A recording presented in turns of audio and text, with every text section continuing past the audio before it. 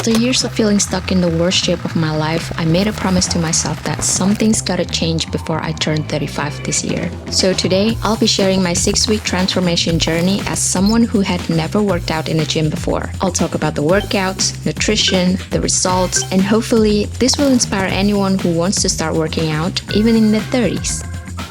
Hey guys, welcome back to my channel. If you're new here, hi, my name is Laura. I'm a 35-year-old content creator here in Melbourne, Australia. I'm currently on a 5-year-long journey to achieve 40 goals before I turn 40 in 2029. And one of my goals this year is to complete a fitness challenge. For context, I've never done any fitness challenge before. Well, I've tried a few YouTube workout challenge, but I've never gotten to finish it. Usually after 2 to 3 days, I would just given up. And it's actually been 10 years after my metabolism started to slow down. Since then, I've gone through different stages with my health and fitness journey, and I feel like I've come a long way. In terms of working out, I've tried different things. I tried calisthenics, didn't like it. Actually, anything that is high intensity, I just couldn't do it. I tried bouldering. I didn't really like that either, but I think I kind of grown into it a little bit right now. I like walking, whether it's on a treadmill or in the park, but I found it a little bit boring. I love playing basketball, but I've got none to play with. And in terms of nutrition, I've always avoided a healthier diet. I just love food so much. I'm from Indonesia, so a lot of our food includes rice, fried stuff,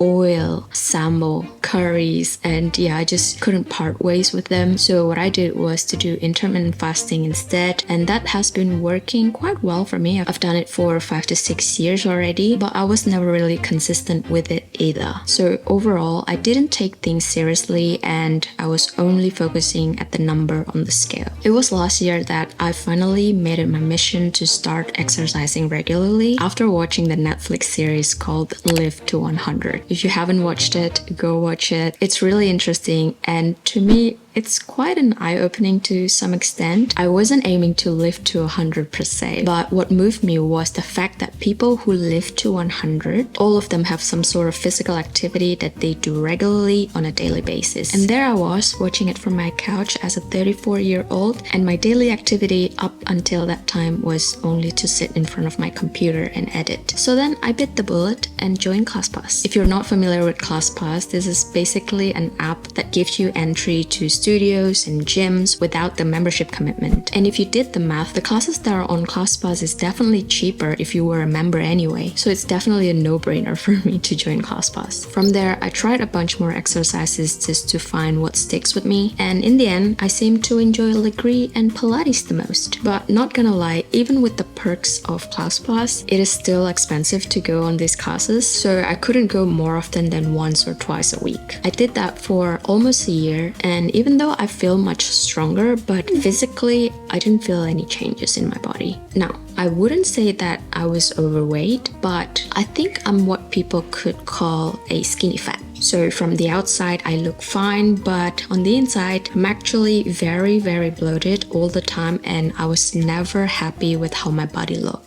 When things started to work out, of course, there's gotta be some challenges. At the start of the year, I moved away from the city, and unfortunately, there were no Legree or Pilates studios that were close enough to where I currently live. So to get my workout in, I had to travel to the city, which took me 40 minutes one way, just so that I can attend a class in the city. After doing that for a few months, I felt that it's just not a sustainable lifestyle for me. Now, the only options nearby my place are F45, open gyms, and HIIT, which I don't particularly enjoy. But after looking into it more, I found that F45 actually have a weight training class. And to my surprise, I actually enjoyed it. But since I had no proper training with weights before, I had a lower back injury after my second visit there. And that was when I started looking into a fitness coach and found Sean on TikTok. I stumbled upon one of his viral videos, and I was really curious on his Hourglass body challenge program. After texting back and forth and had an initial call with him, we decided to collaborate on the 6-week challenge program. So if you guys are interested into the program that Sean has, I will link his program into the description below. What's interesting about Sean's program is how he didn't promote weight loss to me. On the contrary, he asked me if I'm okay with my weight being the same, but as rewards, I will gain muscle, lose fat, and my body will be more toned. Now, as much as I wanted him to promise me that I will lose weight, I agreed to be okay if my weight is not moving, because I did learn that muscle is what makes you strong, and with more muscle in your body, you will burn fat and it will speed up your metabolism too.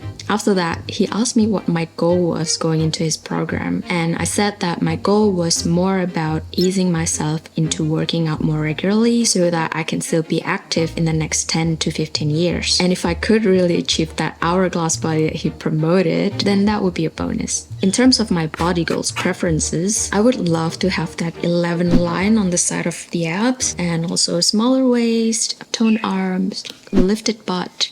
But I don't want my thigh to grow bigger. It's just not the aesthetics that I prefer with my body. I just don't think it will look good on me. So I just wanted to stay lean, that's all. Okay. After discussing preference with him, here's what my program looks like. I'm gonna do weight training at the gym 4 times a week. He's gonna give me 4 to 6 exercises with 2 to 3 sets each. And for the reps, we're prioritizing reps in reserve, also progressive overload over time. Reps in reserve mean you're doing the repetition of the movement until you feel like you can't do it anymore. And progressive overloads mean you just keep adding the weights over time. The focus areas are gonna be glutes, upper body, and abs. He also set me to do 6,000 steps each day. And nutrition wise, I will count my calories using the Chronometer app, which is also linked to the EverFit app that I will be joining into. So the whole program and the whole community is going to be on the EverFit app, but Chronometer is going to be the app where I'm gonna count my calories in. After counting my BMR and also my TDEE, my calorie intake per day would be 1,580 calories with a proportion of 38% carbs, 35% fats, and 27% protein. Now, for the disclaimer, this program is tailored specifically to me, so this might look really different to you because there are a lot of factors into it, which is your age, how active you are, your height, your weight. And if you want to know how to count your BMR and your TDEE, you can just type into Google or into ChatGPT. They can do it for you. Or you can also join the program and the coach will do it for you. It's not really that hard. Resources are everywhere. So yeah. Anyway, now that we got everything out of the way, let's get into my first week of the program. Alright, first thing first, we've got to know what we're working with here. This was me at the start of the program. Honestly, I felt pretty embarrassed taking this video to share with the world, but I'm doing this for progress. As the saying goes, you can't improve what you don't track, so here it is. As you can see, I was very bloated and sluggish. My face looked quite puffy too. And from the side, I felt like I didn't necessarily need to grow my glutes. I was already quite happy with the size of it, but lifting them would be great because they're definitely not as perky as they were in my 20s. So yeah, on the first week of the program, the workouts I was given were fairly easy. On my first day, I started off doing some of the exercises at home because I hadn't signed up for a gym yet and I didn't have any equipment. So I used my mortar and pestle as weights. Also, at this time, we're still in the middle of winter. That's why I was wearing this outfit for working out. But yeah, please ignore that. By the second day, I finally got a free trial at a nearby gym and I started using the actual dumbbells, but everything still felt too easy. Looking back, I think it was because I didn't fully understand what reps in reverse meant. I was supposed to choose a weight that made it difficult to complete the reps. For example, I was supposed to do goblet squat for 15 reps. So for this workout, I needed to find a weight where if I did 15 reps with it, it would feel like at the end of the reps, I just couldn't do anymore. Instead, I would pick the lightest dumbbell and ended up doing 50 reps instead of 15. So yeah, please learn from my mistake and definitely choose the weight that is correct for you. But once I figured out how to pick the right weight, the workouts became more challenging. But honestly, my biggest challenge during this phase wasn't the workouts itself, but it was the mental load of going to the gym. Stepping into the gym felt super intimidating for me. I was scared that people would judge me and that I would look silly not knowing what to do. However, having Having a structured plan from Sean gave me the confidence to go, and it also helped that he didn't require me to use many machines on the first week, so this allowed me to ease into the gym pretty smoothly. On the last day of the trial at the first gym, I realized that there's really nothing to be intimidated about the gym. People are generally nice and willing to help. I ended up asking a lot of questions about the equipment and how to use the machines, whether it was to the owner, the staff, or even strangers working out there. And it felt like the more I asked, the more comfortable and motivated I was to go back to the gym. By the second week, I started learning more about gym etiquette, and let's just say I humiliated myself quite a few times here. There were so many things I didn't quite grasp, and I found myself on my phone a lot trying to figure things out from social media because I didn't want to bother anyone at the gym. But most of the time, I still couldn't figure it out. So I did ask a lot of questions to different people, and these questions probably seemed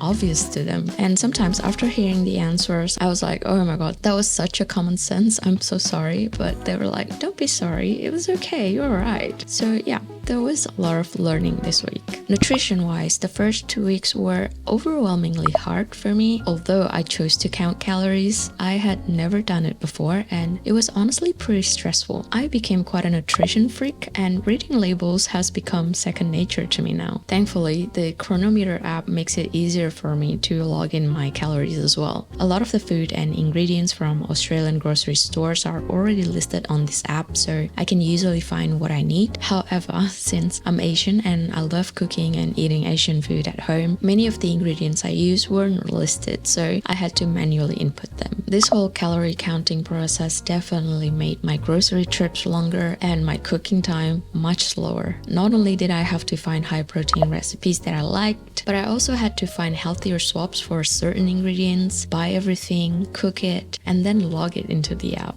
The results for these recipes were also hit or miss, and when it was a miss, I felt like I had wasted a lot of time. The calorie intake that was set to me by Sean was actually a lot more than I used to eat before, and even though I appreciate being able to eat more, I wasn't used to consuming this much food. I used to do intermittent fasting, so I only ate twice per day, and I usually ate pretty little as well, so when it came to hitting my protein intake now, it was quite a challenge. There were a few days where I had to chug protein powder straight up just to meet my goal because I was so clueless about what to eat. But over time, eating became easier because I was hungry all the time from the amount of lifting I was doing at the gym. I even felt like I was eating more than my partner, and I became a bit obsessed with hitting my protein intake. At the end of week 1 and 2, despite following the workout routine and hitting my daily steps, I honestly didn't expect to see any progress in my physique because I was so stressed and overwhelmed by everything. Plus, I went out drinking on both weekends, so I wasn't sure if I would see any changes. But I'll show you the progress anyway. In the first week, my phone recorded an average of 6,800 steps per day, and in the second week, my average was 6,100 steps. Here's the photos side by side. The difference is very small, but I can definitely see that in both weeks after starting the challenge. I looked less bloated compared to before. Aside from that, I don't see major changes, probably because I drank alcohol the weekend before taking these photos. But overall, just seeing a slight improvement already makes me very happy. Honestly, I thought I would look worse, so this was a nice surprise.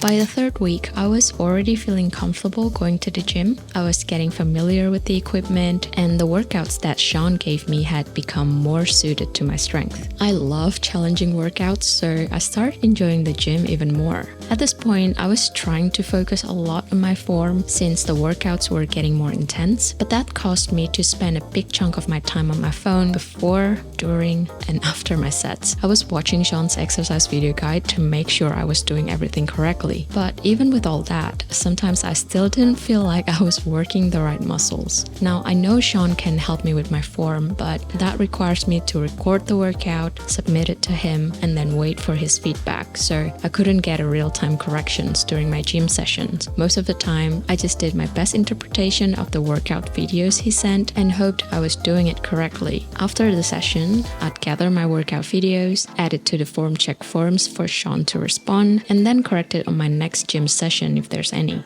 Unfortunately, I got sick that week, so I had to skip one gym day. I also couldn't hit my daily step goal either since I was bedridden, and that might have set back my progress a bit. By the 4th week, I was getting into the groove of things. I could walk into the gym confidently. I knew where all the machines and equipment were and how to use them. I started lifting heavier, and I even noticed a bit of baby muscles here and there. But the new challenge was the time I spent at the gym. I'm not sure what's considered a normal length for a gym session, but I was spending at least 2 hours there, including a 30-minute walk on a treadmill. That felt like a bit too long. I think it's because I was taking time between reps to log my exercises or to review the video guide. I also had to record my sessions, which took extra time setting up my camera and whatnot, and I was probably taking a longer rest than I needed, but I'll try to work on that. For my nutrition, Sean increased my calorie and protein intake during this phase. Based on my measurements, he said that I had newbie gains, so he wanted to take advantage of that. I was honestly unsure about this decision because I was already struggling to hit my daily calorie and protein targets, but he's the expert here, so I trusted him and followed his advice. Calorie counting itself was still challenging, but it was getting easier to hit my protein intake once I found more food swaps at the grocery store to help me with my goals. I realized I needed to pay more attention to my fat and carb intake though, because I was so focused on protein that I didn't really monitor them as closely. Now, for the progress, both the 3rd and 4th weeks, I unfortunately didn't hit my daily step goals. My average was only 3,000 steps in the 3rd week and 5,900 steps in the 4th. The strange thing is that in the 3rd week, I seemed to look leaner than in the 4th.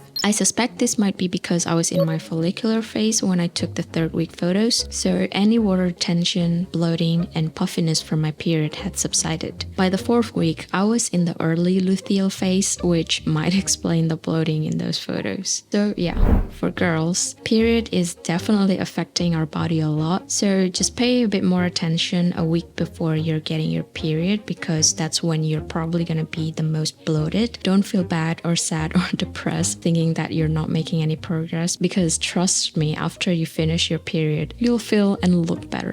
The last couple of weeks of the challenge, the gym started to feel like a second home to me. I felt more energized and much stronger than before. In terms of the workout, Sean introduced me to more challenging exercises this week, both for my glutes and my upper body. Even though I wasn't lifting heavy yet, I kept progressing and could finally see more apparent changes in my body. Like in the mornings when I flex, I could see the 11 lines on the side of my abs that I had always dreamed of. Around this time, the gym has also becoming my happy place. Every few days, I made it my mission to set a new personal record on the weights that I lifted, and I actually did. I'm really proud of that. But looking back, I think I got a little too focused on increasing the weights, which sometimes made me disregard my form. Overall though, these 2 weeks were my absolute favorite at the gym. Nutrition-wise, I was still struggling to consistently hit my daily calorie intake. However, calorie counting had become a habit by now. It wasn't as difficult as it had been at the start, and I finally understood why carbs and fats are so important for the body, especially when you're lifting weights. I used to be so afraid of eating carbs and fats, so I avoided eating them in the past, but they're actually essential for fueling my workouts, for my metabolism, recovery, and for my progress. With that mind switch, now I actually started to think about how to incorporate more healthy fats and carbs into my diet, which felt like a positive change. Now, for both of the last 2 weeks, I didn't quite hit my daily average step goals because I was so busy at work, but they were both pretty close to 6,000 steps, so hopefully it's fine.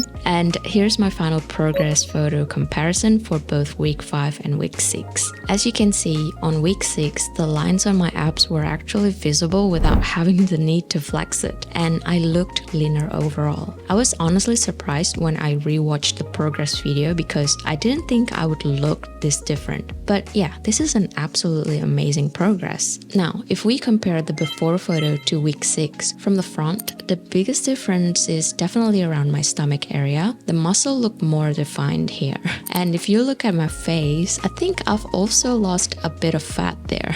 From the side, my arms look leaner and my belly is flatter, and you can even see the ab muscles here. And then from the back, I can see that the silhouette around my waist is shrinking, giving me more of an hourglass shape. And I'm sorry that you can't see my butt area here, but it is very clear to me that it is more lifted and perky now.